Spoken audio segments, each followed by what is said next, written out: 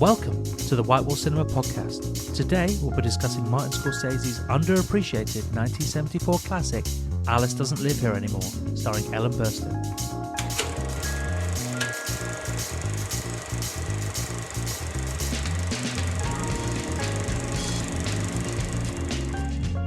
Welcome to another White Wall Cinema Podcast. We're a pop-up community cinema in central Brighton. We specialise in interesting, unusual, fun, overlooked cinema, both old and new. And this is our relatively new podcast. So we're going to be talking today about Martin Scorsese's Alice Doesn't Live Here Anymore. Now, not everybody's seen Alice. It's a 1974 picture that sits in Martin Scorsese's his filmography, between Mean Streets and Taxi Driver. So we're just at a point where Martin Scorsese has redefined cinema with Mean Streets, those opening moments of Mean Streets with the song that kicks in right at the beginning and the character waking up in bed. It's kind of opening. It's kind of opening of a new form of cinema at that exact moment. And of course, Harvey Keitel and Robert De Niro, this is a moment where cinema's bust wide open by Martin Scorsese, and then it's crystallized a little bit later with Taxi Driver. But what happens in the meantime is Alice Doesn't Live Here Anymore. So the basic story, and I should, before I go any further, I'm Henry and this is Layla. Hello. There you go. So there's two of us here, I'm here. if you're just listening to this and not looking at it. And the basic story of Alice Doesn't Live Here Anymore is, in essence, that Ellen Burstyn, who had basically got herself quite a bit of, power at this point, because she'd been famous for being in The Last Picture Show, Peter Bogdanovich's wonderful small town film with Jeff Bridges, and also in The Exorcist, of course, which was a super hit. She's basically gotten the chance to call the shots a little bit, and she's read everything that Warner Brothers have in terms of scripts, and she didn't like them broadly because she says that she found these characters are like most scripts really. It's a woman in relation to a man. She's the wife, the mother, the whore, whatever kind of role. These are her words, by the way. But it's always in relation to a man. And so she actually then had a script brought to her through her agent, which she then pitched to Warner and was looking for someone to direct it. And she called Francis Ford Coppola, of course, was a big name by this point. Francis Ford Coppola was a big name because of The Godfather, but Martin Scorsese wasn't. And so she called Francis Ford Coppola and said, "Who should I get to direct this film?" And Francis said, as you might imagine he would, "Have a look at Mean Streets." And she was very impressed by Mean Streets, as anybody would have been at that point, and thought, well, this is the guy, and asked him to come in and say, how he would direct this film. She said to him, "I can't tell from your movie if you know anything about women." And he said, "What do you know about women?" And Martin Scorsese said, "Absolutely nothing, but I'd like to learn." Mm-hmm. And Ellen Burstyn thought, this is a wise man. So, the story of Alice is essentially about a mother who has been trapped in a marriage that is a difficult, or maybe let's say it's a loveless marriage. Yeah. And she, through one circumstance or another, has to basically go out on her own. She has to live her own life and try to find the world for herself. She has to start again in a way, and it's just her and her young boy, her young son, and it's not quite a road movie. It does start out briefly as a road movie where they travel from one place that they live to where they're going to try to live and try to make a life for themselves. And what she wants to be is a singer, a kind of club singer or a bar singer. or a cabaret singer. I mean, but realistically, she looks for jobs in bars, playing piano and singing, and faces obstacles that are both kind of economic and kind of just straight up sexism. Yeah, it's kind of like a world of men. Even with the singing, it's like she has to go through this process of just like auditioning for these men in these bars and kind of persuading them to have her, and it's just kind of economically. I can't think of they're dusty little bars. Yeah, aren't they're dusty little bars. They don't really want a singer. They don't necessarily have the money for one. She has to sort of go around like forging her way in every sense. And they're these weird American bars that are sort of, they look like they could be in another life if they were split into two, maybe someone's front room or something. Yeah. It's a really odd, they're the kind of bars like you see in all these American films like Rocky and, I mean, they're just on a little corner door. Yeah. And then just you go inside. Dark and smoky and like. Low ceilings. Yeah. Yeah. Like she goes in at one point, she's like, "Can I speak to the manager?" And they're like, "No manager, just the owner. He's there." And it's just sort of like a reminder of how like small everything is. Yeah, they're all small town places. And indeed, what ends up happening, without again spoiling the film too much, although we will talk a little bit about the plot, but is that she ends up being a waitress, because that's sort of what happens when you try to find these jobs in these bars that aren't really there. And she meets Kristofferson, and it's just a chance for another. It's another chance at life. It's another chance at a go around. She works in this diner with Diane Ladd. Yeah. And there is a very, very, before I forget this bit of trivia, there is a very, very, very young Laura Dern, of course, in the film, as a small child. It's their film debut. Not that she does much or that you notice, but you if you're looking for her, you will find Laura Dern. 1974, and Alice doesn't live here anymore. So a fascinating picture, and I would say the thing that you have to say straight away about it is that, well, I think most directors, to be honest, if I'm honest, most great directors are misunderstood by the general public or people that aren't close fans of their work. With Hitchcock or anybody that you kind of people sort of will think broadly. Alfred Hitchcock is about the birds and Psycho. But if you've watched the Hitchcock movies, all of them, or most of them, then you'll know that there's much more to Hitchcock. Actually, you'd probably regard him as a different director. Maybe maybe the general public might think of Alfred Hitchcock as a horror director, whereas I would think of him as more a suspense director, or, his films aren't so much horror films as they are cases of mistaken identity. Yeah. That kind of thing. Yeah. And so with Martin Scorsese, it's quite similar, I think, because people probably think, here's a guy that directs, he's an Italian-American that directs gangster flicks. And it's not really true. I mean, of course, he does direct gangster flicks, but it's not, many of those things, Italian-American neighborhoods, Italian-American stories are often at the heart of what he does. New York stories are often at the heart of what he does, but they're not all gangster flicks. And a lot of there's ones about the Dalai Lama, and there's ones about the Age of Innocence, and I mean, there's all sorts of different themes that run through his work. But this was, I guess, in some ways, for some people, it would be an unexpected entry, because it's really. It's not. I don't think it's designed as a feminist film, but ultimately it is. I mean, how does it? I think it might be surprising to people how much it puts the female front and center, and that it is about sort of a female experience. People might be surprised by that if they do associate just Scorsese with those sort of gangster flicks, like you said. I think he. It's unexpectedly, I think, quite sensitive towards it. Yeah. In a way that you might not expect. I think what's happened is, the sense that I've always gotten from it is that she has been, she's the driving force behind this, Ellen Burstyn. Of course, she won the Oscar for this. And it's not Oscar bait, particularly. It's not, not as we recognise it today. It's a very authentic film. But Martin Scorsese's come along and said, I will get out of Ellen Burstyn's way.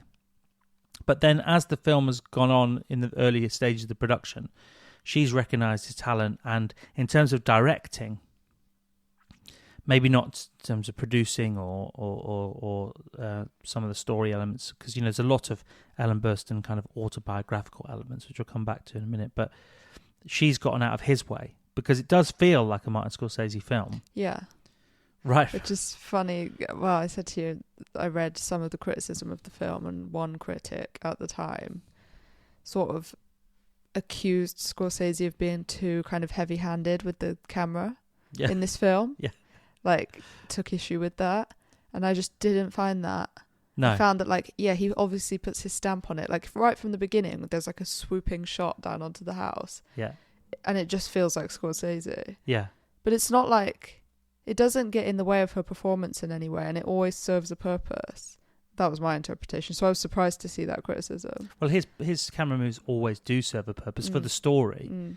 But people, I think, who don't understand filmmaking... I mean, I don't even think you need to understand filmmaking because, I think it's just he doesn't put them there to be flash. No. I think maybe people are looking for something to criticize, and they might mistake something that actually does purely serve the story. It's not just a case of being stylized, because there is a certain stylization, but it's always about a statement. And I guess just before that camera shot that you mentioned is the very, very opening of the film, which is again cinema with Martin Scorsese always, is that it's a sort of I guess the easiest reference would be to say it's a sort of Wizard of Oz Gone with the Wind style opening. Where it's Alice is a young girl, and actually I think anyway, Ellen Burstyn is in silhouette, at least playing her own mother. Yeah. And it's a sort of red tinged, sort of like a studio set. Yeah, with like wind blowing leaves across. Yeah, tumbleweed in a barn, isn't it? But with a kind of red sky. So it's sort of like it's sort of a like combination of Wizard of Oz, and sort of the Gone with the Wind color palette. Yeah. And there's other films that references, but basically it just sort of starts with this young girl for a few moments. So she's just sort of singing a little song because obviously Alice wants to be a singer, and then it just jarringly and purposely, because even the beginning titles are like a sort of Circean kind of like old-fashioned, romantic kind of movie style in Academy ratio, square ratio, and then it bursts open into widescreen and becomes this modern movie with the music that I think it's Mott the Hoople that plays as it kicks into life, and there's a sort of shot that tracks over the house and then cuts into the house in this very kind of, I would say, a very 1974 way, except only really, not everybody's doing this in 1974. Marty's pioneering this stuff. And then you get the scene where he's, I can't remember what Alice is doing. She's sewing or something. Yeah. Yeah, in the window. Yeah. And her young boy is sat with two speakers. Listening to music very loudly. Yeah. Being shouted at by the dad. Yeah. Either side of his head. In that, sometimes you see it in old movies again, particularly 70s movies, where someone lays down and put two speakers either side of the head because, want to get that stereo effect, particularly if you're listening to Mott the Hoople. For Ellen Burstyn's point of view, she's just been through her third divorce, as personally speaking, and her first husband suffered with schizophrenia and had violent episodes towards her. And years later, in her book, she revealed that he stalked her for 6 years. And at one point broke into her house and sexually assaulted her. So with all that sort of strong story that I'm telling you there in mind, and I should also say that, this tells you something about the times, that she rang the police and they said that a husband, technically speaking, because they're married, cannot rape a wife. Yeah. So this tells you something about where kind of, in the law, from a legal perspective, that was right. Spousal abuse was not a crime as of yet. So I think some of the elements that are in the film that Ellen Burstyn has deliberately included, and of course people on the set making this film don't know about Burstyn's story at this point because she doesn't reveal it for several years after until she writes this book. Only she knew about it, but I think it makes some of the scenes in the film extraordinarily particularly the one she meets a young Harvey Keitel, who is a guy that basically, comes onto her in the local bar when she's doing a session, and there's a scene where he breaks a plate glass window of the door, it's quite, in a way, it's hard to watch partly because Harvey Keitel is such a great actor, and he's so. I was surprised by it. Like that was the second time I watched it, and I didn't realize how intense his performance was. Yeah. Like I didn't remember it being that way, and then I watched it the second time, and I was like kind of blown away by it. So it was very uneasy. Yeah, watching. And so it's partly because his performance is so intense. Yeah, I mean he's just capable of being so nasty. Yeah, yeah, it's horrible. It's horrible, but also because she is. It's in her. It's in her reaction to it too. Yeah, she's living it. Or has lived it and is now living it. She's exercising it, if you excuse the pun, because she was in The Exorcist, but she's exercising this emotion in the film. And I think the funny thing about Harvey Keitel's character is that he has this scorpion. It's like a little charm that he wears around his neck. I guess he has a sort of one of those little thin ties, kind of American cowboy look that he has. Yeah. In the Midwest. It's like a cowboy pastor look. Yeah. Those little dangly. I'm not saying it's not stylish. It's bordering on Clint Eastwood. Yeah, but there's something. He has this little scorpion emblem that is on his tie that holds his little tie together. And he sort of says to her at one point, do you remember this? He says to her something along the lines of, don't mess with the scorpion, or it won't mess with you, or something. Yeah, he's like, this is who I am, or something. Yeah, and I don't know. He points to it as though it's like some sort of personification of him. Exactly, and it screams just sort of that rules and attitude. It screams mental. Yeah, it screams danger, doesn't it? Yeah. It's a real red flag, I think. Yeah. But it sort of screams the kind of rules and ideologies and sort of identities that like young men set up for themselves. Yeah. To sort of make themselves feel strong and powerful and to give them confidence. So it's a very good, clever performance, because he's both sort of he's kind of stupid and violent. He's a real blunt instrument, but it's exactly right for the role. And she is a perfect kind of foil for her. And of course, he's coming off the back of Mean Streets as well. So obviously, that's a obvious reason why he would have been cast. And then I'll speak to this a little bit, but I think the thing about Alice as a character is that she is discovering what it's like not to be an auxiliary person, someone who is attached to someone else. She is the wife of, and she's a person in her own right. And I think it's easy to forget how this would have been, to be the primary person would have been, even in 73, 74, 73 when the film was being made, and obviously written before that, would have been a pretty astonishing idea for the average woman. It's not that there hadn't been, equal rights, or people had been campaigning for these things, obviously, for a long time, but for most women at that time, for the majority of women, that movement has passed over a lot of the mainstream, and many of those women essentially would have been living the same kind of in 72, 73, would have been living the same kind of life their mothers did in the 1950s. Yeah, and just sort of seeing the possibilities of breaking out of it and struggling with that, kind of making that happen, and the ideology of it, and sort of breaking free of. Yeah, but discovering it for yourself, because it isn't sort of like she's like, because she's not on the cutting edge of feminism here. She's not gone, I've got this feminist ideology. She just wants to exist and be a human, and she can't. Well, she has no choice. She has to, I'm trying not to. I don't want to give a spoiler, although it's at the beginning of the film. Well, that's all right. It's early. There's a line she says. She's being fitted for a dress, which in itself is a certain kind of image and life. And then she sort of is joking with her friend about, basically life without a husband, I think. Yeah. And she sort of wishes that he wouldn't exist. Yeah.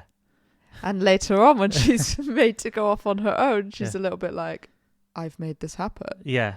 And it's like, that to me was a little bit like, she exists in that sort of 50s, 60s housewife world, but she's wished herself out of it. And now she's actually found herself in a situation where, here it is. Now deal with it. Yeah. Here's your new reality. Yeah. And she's a little bit thrown by it. And she's like, I actually have to make it on my own now. It's like, this is what I wanted. Yeah. But there's no safety net, and there's no one leading by example directly in her life. Yeah. I mean, even this friend of hers that she's joking around with, like, she has to leave her behind. So it's interesting. The Equal Credit Act, which is, by the way, it's giving you the statistics here or the facts, but the Equal Credit Act, which was the act that came into force in America that said that basically you couldn't disqualify someone from having credit, i.e. getting a loan or any kind of financial, mortgage, whatever. You couldn't discriminate against them on the basis of their gender or their marital status. Yeah. I mean, you're a woman, you can have it, but not unless you're married. Yeah. Whatever that might be. That didn't come in until 1975, the year after the film's release. Right.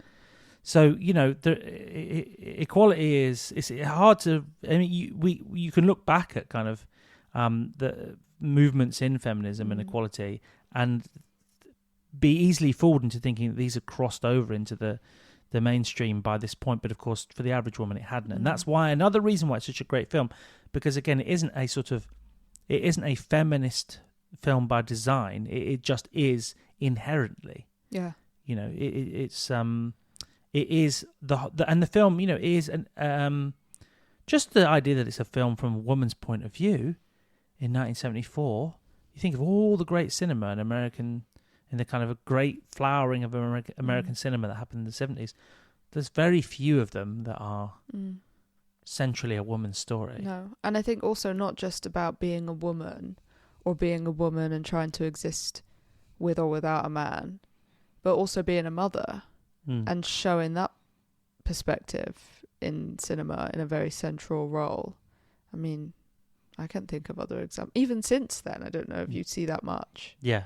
Certainly not American cinema. A single mother with a young son. Yeah. And the son. And the struggles of that Yeah. involved. Not just like, Yeah. It's not... I mean, it shows her losing her patience with this child. Yeah. It's not afraid to go there. Yeah. The relationship between the mother and son's wonderful, though, isn't it? Yeah. The kid. I mean... The kid. He's amazing. Fantastic, right? Yeah. I mean, obviously saw a lot of kids to get to this point. Yeah. But he's like at once a child and childish and occasionally a man. Yeah. And like a 56-year-old. Yeah. It's really strange. The stuff he comes out with, and you just think, where have you got this from? Well, and it can only be improvisation. Yeah. Because there's no way they're feeding him these lines. No. And sometimes it's really small, like micro responses to things she says. Yeah. He's amazing. I think he wanted did he want to be, when he told Marty, I want to be a magician or something? Oh. He auditioned, he said, I want to be a comedian, stand-up comedian. Yeah. Went, he is a stand-up comedian. and Marty went, this is the guy. 100%. He's so good. It's worth watching just for the kid. Yeah. Like everything else aside. And how many times in your life are you watching a movie and you're sort of like, I can't stand the child in this movie? Yeah. Whatever. I don't know what you're going to say. You can't. I was going to say the Babadook. Oh, right. Okay. Yeah. Well, that's just purposeful, isn't it? Of course. Yeah. But like, to me, every child in every film is the Babadook child. Yeah. It's so annoying. It's so easy to be irritated by kids on screen because they can be too syrupy or kind of just not very good actors or whatever, or just cheesy in line delivery. This kid's got it. I mean, he brings something to it, and like it's like he holds his own and he challenges the actors around him. Yeah. I don't think he did any other films, by the way. I think he gave up acting shortly thereafter. He did all he needed to do. Yeah, he kind of nailed it. I've done it. Yeah, I mean, I've done it all. If you do that well in a Martin Scorsese film, really, what is left for you? There's no need to do anything else. It's just that's why you see Robert De Niro or Leonardo DiCaprio go back time and time again, because where do you go from there? Yeah. All he could have done is another Martin Scorsese film. Yeah. But, he could have had his own TV show, that kid. Yeah. But just the moments between the kid and her, one, you're right, he's sort of charming. Yeah. On the other hand, they allow him to be annoying. Yeah. I mean, there's a he bit... He can be bratty and he can be really like... He can be nasty. Yeah. He's sometimes nasty to her. Which is not... You don't see that often enough. No, films. and also, like, of course he is, because look at the men that he's been around. Yes. So it makes sense. Yeah, and he has a sense of entitlement, I guess, on that basis. Yeah. But the relationship is beautifully portrayed because there's so many wonderfully real moments. I'm thinking of there's a scene where they have a water fight, where they're throwing, and the reaction to it is so organic and so real that you can't help be charmed and feel that this is a real relationship. Yeah, and these two people really are, mother and son. And there's also a sort of, the things that he said. So there's a random real world quality to it, which what gives its authenticity, because it's quite a simple story in a lot of ways, but it is the details. And one of the things that I think of is like, I heard this story. It made me laugh because if you've seen the film, you'll know. But and again, it's not a spoiler, but there's a section where he's like telling this just interminably awful joke, to his mum in the car.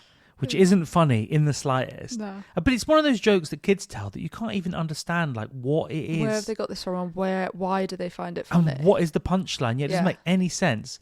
And it's just, like, really annoying. And Ellen Burstyn plays that scene magnificently. The lines that she has and the way that she delivers them, and the way that she sort of pretends that she gets a joke just to shut him up and then carries on is just sort of like... it's fantastic. He's like, do you get it? She's like... Yeah. No. Yeah. She gives in. Nearly cries. Because she has to tell the truth that she doesn't get it because the situation calls for it. Anyway, but he told that story, that joke, which is sort of a story joke. Yeah.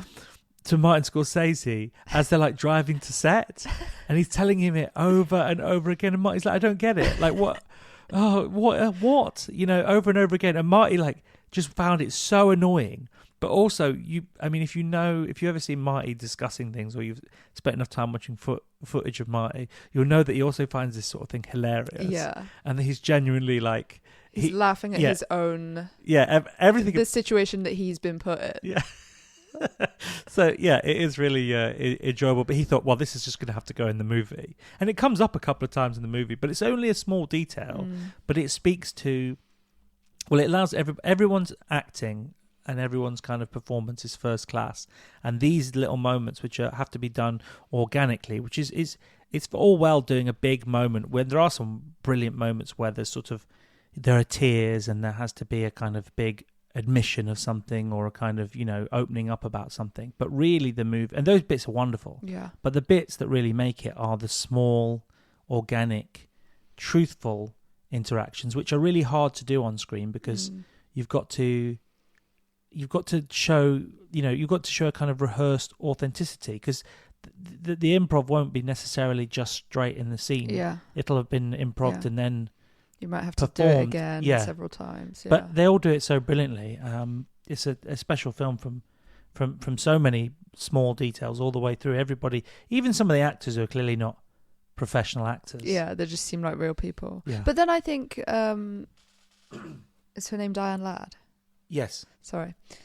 She seems like one of those people in this, I think. She just genuinely seems like that character from the diner. Like she's just this woman who works in the diner, and she's very like sassy and sure of herself, and she kind of like invites from men certain sort of sexually charged interactions that I think Ellen Burstyn's character is just sick of. And so she thinks that she hates this character to begin with, and then they end up sort of having a friendship, like on the terms coming to a certain like maybe they're not best friends, but they end up getting along. They kind of see each other for what they are.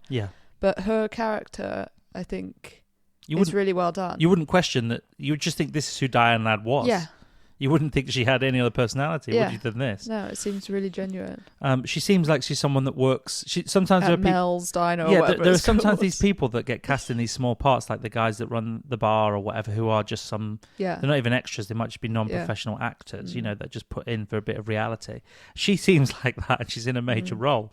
That not to say that she doesn't seem like she's a good actor, but, that it just seems very naturalistic. So another person we should mention who's in this is a very young Jodie Foster, who is about 10 or 11 years old when this, which is amazing considering how good she is in the film as well. But but she is she obviously was taken forward by Martin Scorsese from her performance in this onto his next film, which was Taxi Driver, which of course is a very memorable role, opposite De Niro and Harvey Keitel again.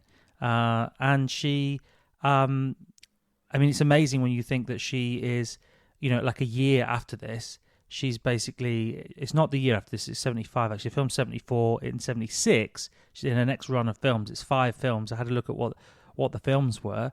She's in, out of the 5 films, 3 of them that I looked up were, she's in Taxi Driver, of course, she's in Freaky Friday, and she's in Bugsy Malone. So these are like massive, these are massive films that everybody remembers. So she's sort of unlocked Hollywood, already. By the age of 11. Exactly, yeah. She's a great little character. Yeah, she is. She's a real sort of... She kind of brings the kid out of his shell as well. Not that, I mean, he's already like an outgoing character, but she's kind of... I feel like she allows him to be a child in a way, and they kind of run around causing trouble together a little bit. Yeah, she's a bit of a rabble rouser. Yeah. Yeah, and she's got real attitude in it. She does. She's another one that's like, you just kind of can't believe, where do they get this attitude from? Yeah, like this like 11-year-old, 12-year-old, they're acting like they've seen the world, which I guess she kind of has. Yeah, but it's another amazing performance that fits right in with all these other amazing performances that are in this film. And my understanding is that Ellen Burstyn worked with Marty on this, and she saw that he was, a real ball of energy, and that he was a kind of creative genius. She's handed over a lot of the kind of directorial. I mean, obviously he's the director, so but so much of the artistry is this this very burgeoning Martin Scorsese style, and I love seeing all those little pans and kind of cuts and rhythms that Marty gets into the film that gives this film that could basically be a kind of soap opera film. And that's not to denigrate soap opera, but just that it could be that kind of thing, but it isn't. It is very much a kind of emotional story, mother and son, a woman trying to make it on her own, which sounds like, it should have some sort of, inspirational soundtrack to it or whatever, but it's more than that, because he's managed to kind of cut it and pare it down into a very distilled, very cinematic, very kind of, not too much, but in the right way, but dynamic film where, and it doesn't, again, there's a lot of, I mean, it's weird that person would say this about the camera, because there's a lot of sort of static, simple shots that, just to allow the scene to happen. Yeah, I think that the handheld camera that this person took issue with, actually it only happens in like scenes where I think it's appropriate, like when she's kind of on the verge of a breakdown, they're in like a small motel room and everything feels very claustrophobic, and she's dealing with the kid. It's like, it makes sense for those, I think, by today's level choices. Today's level of stylization, people won't even notice it. No, it's true. It would seem tame by today's standards. But it's also Kristofferson, as I say, is in this movie, and he's just a customer of the diner that ends up interacting with Ellen. And it's interesting about Kris Kristofferson, because in a way his character is, at first, he never quite crosses the line. In the very beginning, when she meets him, there's a period where she's sort of trying to figure it out, and then there's a period later where they sort of they know each other better, and there's more intense discussions, shall we say. He never, I don't think, anyway, maybe you have a different point of view on this, he never quite crosses the line into being like a complete asshole or doing anything wrong, but it always pushes it to tease that, to see where is this line in relationships. What is, when he first meets her, he's saying things that that would certainly by today's standard be considered a bit pushy. Will he go on a date with you? Will he go on a date with me? He's sort of harassing her a bit in the cafe, but it's not. I mean, compared to other men, even in this film, it's tame. So I mean, but the thing is, they don't. So I don't think he crosses the line in what he does. But you're wondering, why is he moving up to the line? What's he going to be? They tease you a little bit with that. Will he be as bad as all the other men? And then there's a scene later where they sort of have an argument, and he does go too far, I think, in that scene. But it's about, well, what does that mean? Does that mean that they need to work on it from there, or is it just that it's completely, or do men have to have no faults to be in the shit, or is that just part of it? And how far is acceptable? What's reasonable? Alice is working all this stuff out as well. You know, she isn't just sort of she is not completely. She's part of reality, but she's not giving in and acquiescing in a way that's unreasonable. And she's got a sort of determination not to repeat the past, I think. And she's removed herself from one situation and then another. Yeah. And with how do I not get spoilers? Yeah. No, it's right. Mild. But, yeah. You know, with the Talk Harvey Keitel situation, she removes herself almost immediately once it's revealed. Yeah. So then it is, by the time you come to Kristofferson being like more in her life, you can feel the struggle, because it's like, okay, like you said, where's the line? I've already removed myself from two situations. How much leeway do I give? And like how much, you know, but she does demand respect from him, and I think that he sort of learns from her. But it's not and it's not a one-dimensional romance. That's the beauty of it. It isn't just sort of like, now here's the guy. You know, it's sort of like, what does it mean if this is going to be the guy? You know, what are the kind of boundaries? What are the... So, I mean, I think often when I'm watching it now, since I've read more about the film, about the scenes at the ranch, because he has a ranch, Kris Kristofferson. Of course he has a ranch, you know. He hasn't acted much by this point. He's been like 5 years in the army. He's been to Oxford. Yeah, I know. He's worked on the Alaska Railroad. He's been flying helicopters, boxing. No, A Star Is Born. No, yeah. He's been boxing, and he's been a famous singer-songwriter. So he's kind of done everything, but not much acting per se. You know, this is a very early role for him. Actually, Marty had some good advice to him, which was, don't worry about the script. Just leave the dialogue. And I'm not going to particularly give you any direction. Just like say things how you would say them and leave it at that, which is a really good advice again, because everybody shines in all the right ways, and he's another one that works really well, even though he's very new to acting, and I think he was probably very self-conscious in doing his performance. But anyway, he has this ranch, and Ellen goes to visit him on this ranch, and you know they had to hire this ranch. They had to hire this ranch to shoot on from a couple who then went away for a few weeks while they filmed. Of course, they ran over, and the couple come back, and there's this wonderful story. I mean, it's out there somewhere, but I just remember seeing Ellen Burstyn telling a story about how they're like filming, and the couple are basically sat like they're filming in their living room, the front room of this house on this ranch. Where they shoot horses and other things there, don't they? Like, don't shoot horses. That's a different thing entirely. It's a different film. But you know, they're shooting scenes of like the fields and the horses and so on. But they also shoot the interior of the house, and the couple are just sort of sat off screen, like waiting for them to finish the takes on like the last day or whatever. And they're just sort of like, they want to get into their living rooms. Ellen Burstyn's saying, so we do a scene, you know, it'd be an intimate scene, me and Kris Kristofferson like on the couch, like maybe like holding each other or smooching or whatever.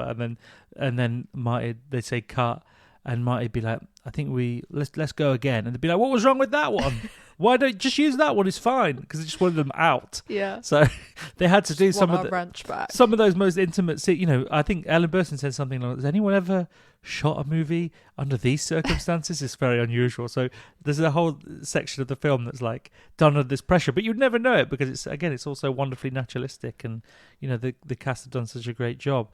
I think it just ultimately, the way that everybody behaves in this, there's a sort of canned, like a tinned reality about it. It's a potted reality.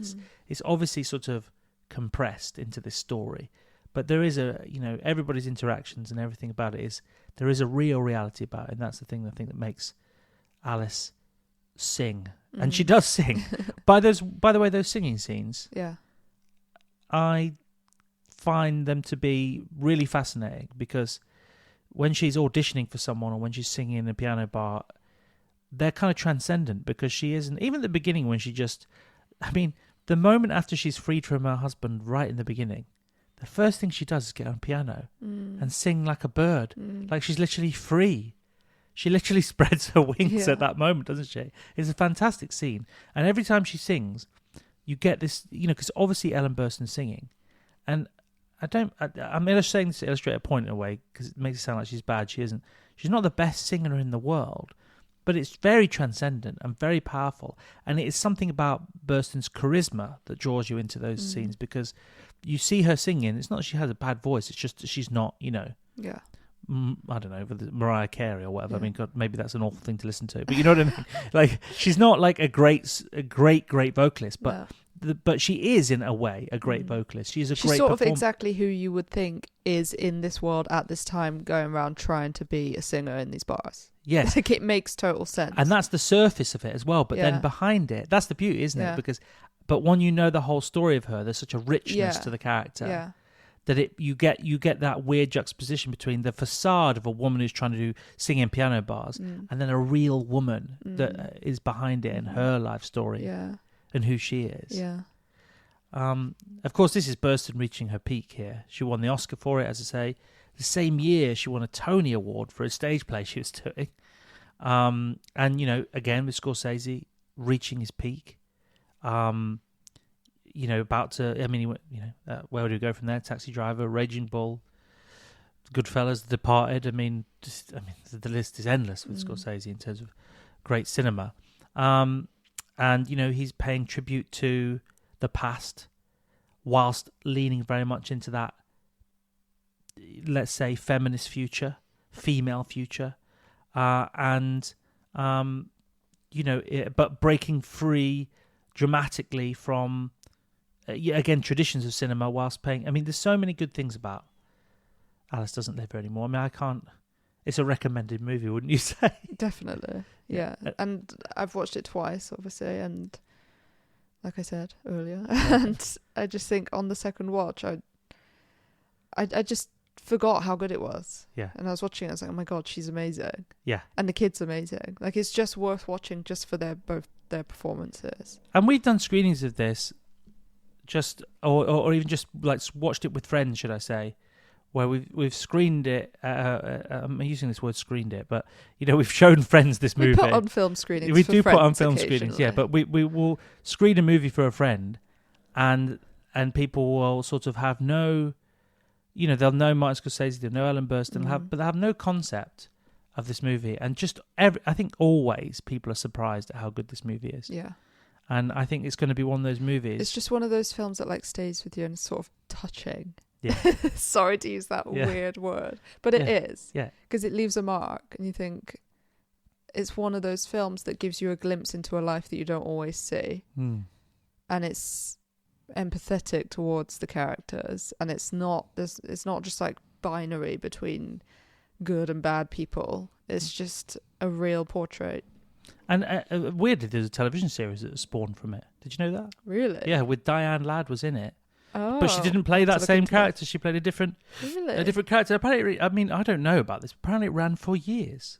Okay, we're gonna have to let this one out. I don't know if it's any good. No, it's probably not. But it doesn't have Ellen Burstyn. It doesn't have. Is it called Alice Doesn't Live Here? I think it's just called. That's a great question. We should have such a fact on hand, shouldn't we? I don't think it has. It doesn't have the boy in it. It doesn't have Martin Scorsese directing it. Yeah. It doesn't have Kris Kristofferson. It doesn't have any of these things. What have you found out what it was called? So it's called Alice, and it ran from 76 to 85. Wow. And it's all centered in Mel's Diner, where Alice was employed in the film. Crazy. 76 to 85 is a long time for a show. How many episodes? 9 seasons, 202 episodes. 9 seasons, 202 episodes. Astonishing. So probably people out there know this series. Yeah. And have no kind of concept of the film. Yeah. Well, there you go. You learn something new every day, don't you? And it deserved a TV series, but I don't think it'll stand up to the film. Just making a guess. But I really love this film. Oh, wait a minute. Alfred Lutter is in the kid that plays. Really? That plays Tommy is in the pilot. Oh, just in the pilot. But okay, but we'll look it up. We'll watch the pilot then. Worth it. Yeah, so wonderful. Okay, so that's something to do. Something to save for a special day, for a rainy day. But yeah, I do think it's one of the great films, and certainly that underrated. And there's a number of underrated Martin Scorsese films. But I'd go further than that and say it's one of the most underappreciated, underrepresented, not talked about enough films of the entire decade of the 70s. So if that's not a endorsement, yeah, I don't know what it is. So, well, thanks for listening to Whitewall Cinema Podcast. There'll probably be another one that you can click on right now to listen to. So we'll see you there, or we'll see you at the cinema. See you soon. Bye. Bye.